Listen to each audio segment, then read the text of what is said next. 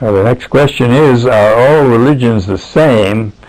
Do they just emphasize different things or use different words and symbols? Well, certainly they differ in their words and symbols, but I think that doesn't capture the full differences that there exist in religions, because they differ also in their teaching and sometimes contradict each other. For instance, some hold that there is one God, and some hold that there are many gods, and depending on how you define religion, I suppose you could say some religions don't hold there's any God at all, and many Buddhists would be in that camp. Or they disagree about the relationship between God to the world, between God and the world. Is the world a part of God, or is God above the world and beyond it?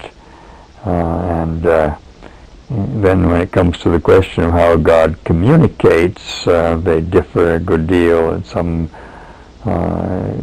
would say that he communicates himself through this prophet or that prophet, or this book or that book. Or Christians would say he communicates himself primarily through Jesus Christ as a person and as a teacher. Islam would say primarily through Muhammad, and so forth. So they disagree about that. And they differ very much in their moral teaching, even though there are some common moral themes. I would say some religions advocate human sacrifice, for example, or ritual prostitution, and so there be very serious disagreements about war and peace. Some are pacifistic, and some advocate holy wars, and so there are major differences among the religions as well as similarities. And I think if you're going to hold a religion, you have to make a choice as to which one you're going to hold. You can't hold all together.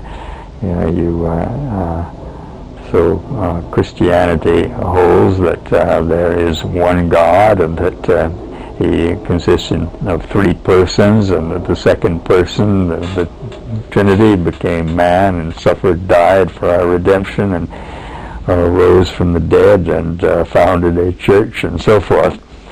So this is what we as Christians believe, and we have reasons for believing it, but we can't expect members of other religions to agree with us unless they decide to become Christians. So that's the problem we're faced by.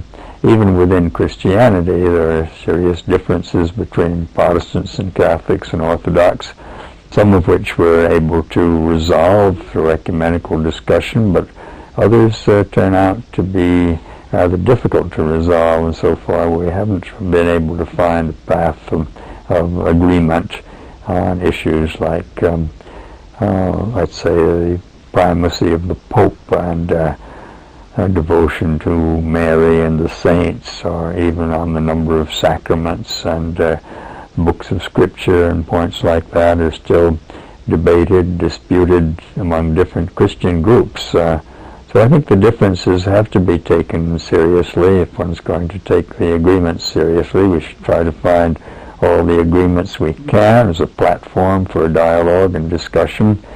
But then at some point we're going to have to face the disagreements also, and we can't just agree with everybody at the same time, much as we might like to do so.